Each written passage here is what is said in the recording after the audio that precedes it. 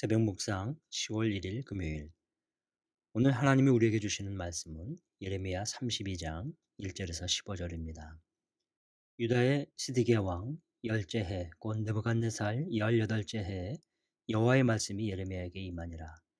그때 바벨론 군대는 예루살렘을 에워싸고 선지자 예레미야는 유다의 왕의 공중에 있는 시위대들에 갇혔으니, 이는 그가 예언하기를 여호와의 말씀에 보라, 내가 이 성을 바벨론 왕의 손에 넘기리니 그가 차지할 것이며 유다 왕 시드기야는 갈대아인의 손에서 벗어나지 못하고 반드시 바벨론 왕의 손에 넘겨진 바 되리니, 이 입을 대하여 말하고 눈이 서로 볼 것이며 그가 시드기야를 바벨론으로 끌어가리니 야는 내가 돌볼 때까지 거기에 있으리라. 여호와께서 이와 같이 말씀하시니라. 너희가 갈대아인과 싸울지라도 승리하지 못하리라 하셨다 하였더니, 유다 왕 시드기야가 이르되 내가 어찌하여 이같이 예언하였느냐 하고 그를 가두었음이었더라. 예레미야가 이르되 여호와의 말씀이 내게 임하였느니라. 이르시기를 보라, 내 숙부 살룸의 아들 하나멜이 내게 와서 말하기를 너는 아나돗에 있는 내 밭을 사라. 이 기업을 물을 권리가 내게 있느니라 하리라 하시더니, 여호와의 말씀과 같이 나의 숙부의 아들 하나멜이 시위대 뜰 안에 나에게 와서 이르되 청하노니 너는 베냐민 땅 아나돗에 있는 나의 밭을 사라. 기업의 상속권이 내게 있고 물을 권리가 내게 있으니 너를 위하여 사라 하는지라.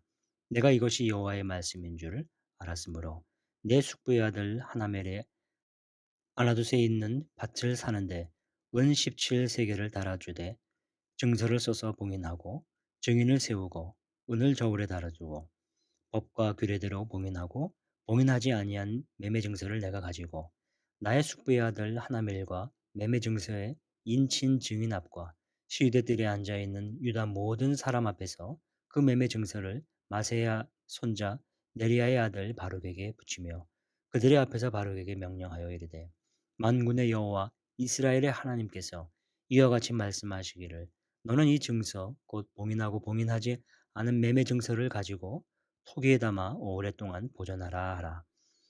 만군의 여호와 이스라엘의 하나님께서 이와 같이 말씀하시니라. 사람이 이 땅에서 집과 밭과 포도원을 다시 사게 되리라 하셨다 하니라.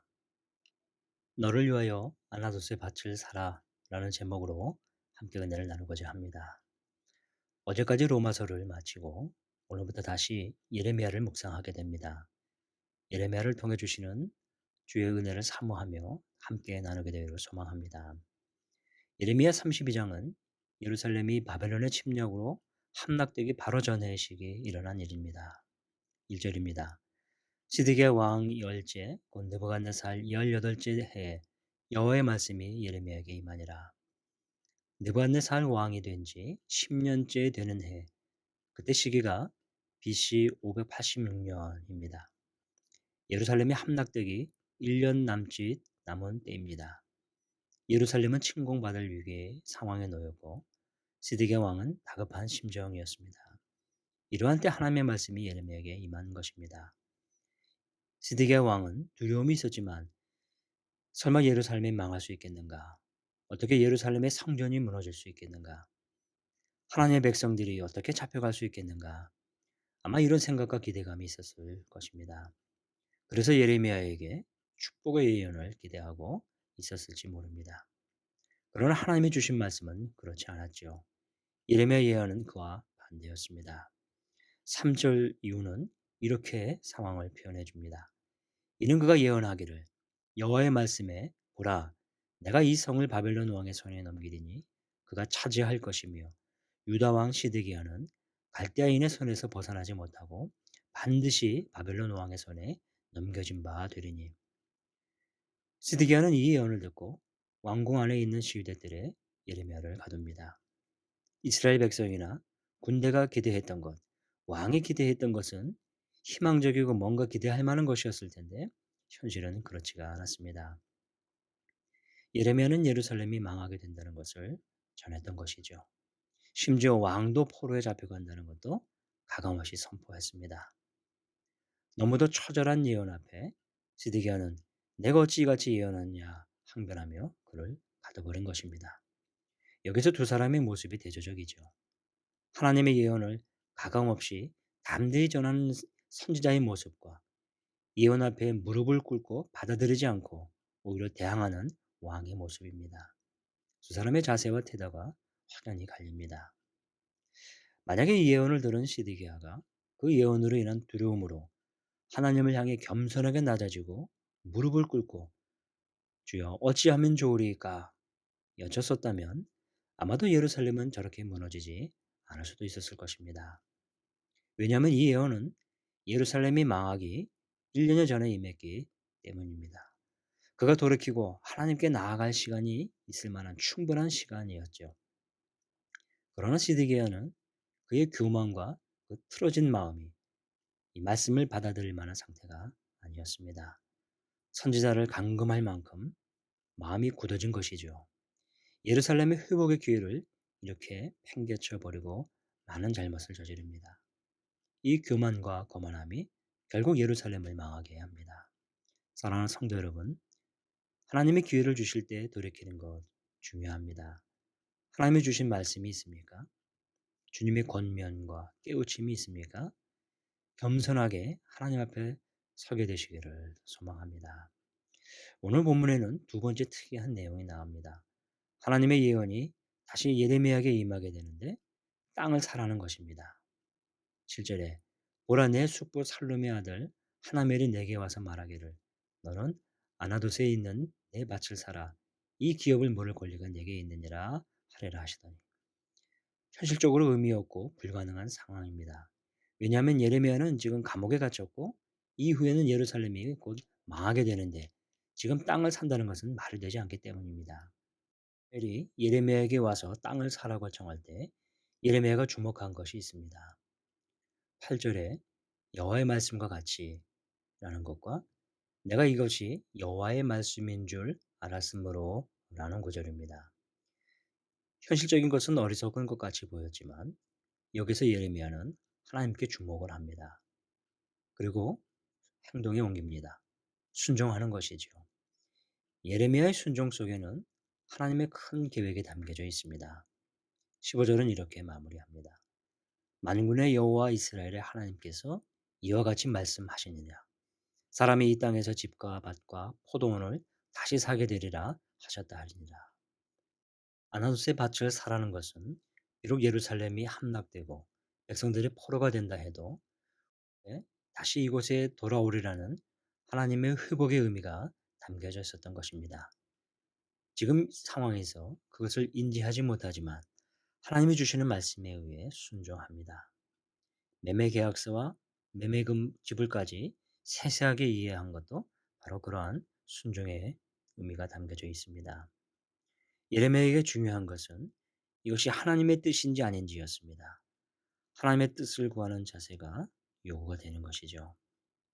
내게 손해냐 이익이 우선이 아니라 주님 뜻인지 아닌지, 주님이 기뻐하시는 것인지 아닌지 늘 헤아리는 자세입니다. 오늘도 하나님의 뜻을 구하고 주의 뜻을 분별하기 힘쓰는 삶이 되시기를 소망합니다.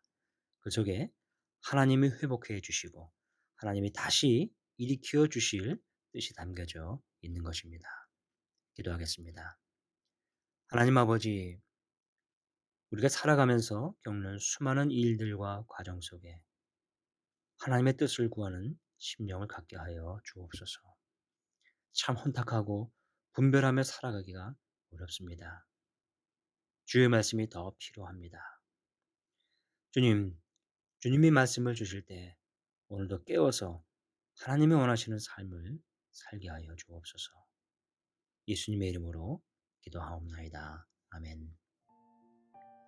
이어서 계속 기도하겠습니다. 먼저 말씀을 생각하며 눈에 보이는 환경에 매이지 않고 하나님의 약속을 바라보며 인내로 열매 맺게 하옵소서.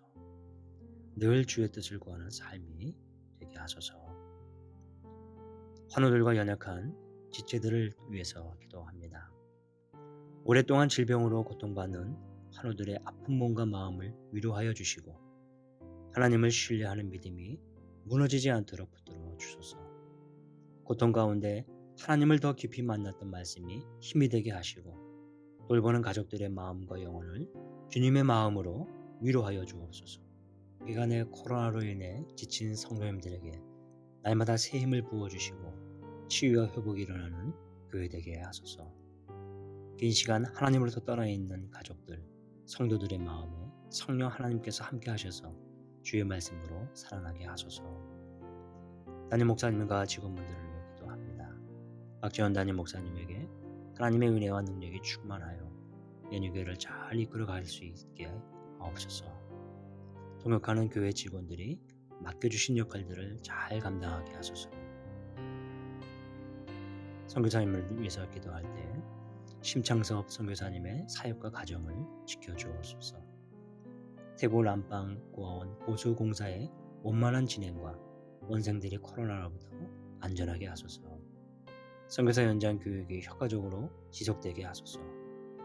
아프리카 케냐 사역이 지속되고 안전하게 다녀올 수 있게 하소서. 를 위해서 또 기도할 때 이현숙 권사님의 고관절 치료와 회복을 위해 기도합니다. 이 과정에서 이 권사님이 지치지 않고 영육을 강건케 하소서. 수험생들을 위해 기도합니다. 코로나라는 어려운 상황 가운데 대학 입시를 준비하는 모든 학생들에게 하나님의 지혜와 영육 간의 강건함을 주소서. 이름을 보시면서 계속 기도하겠습니다.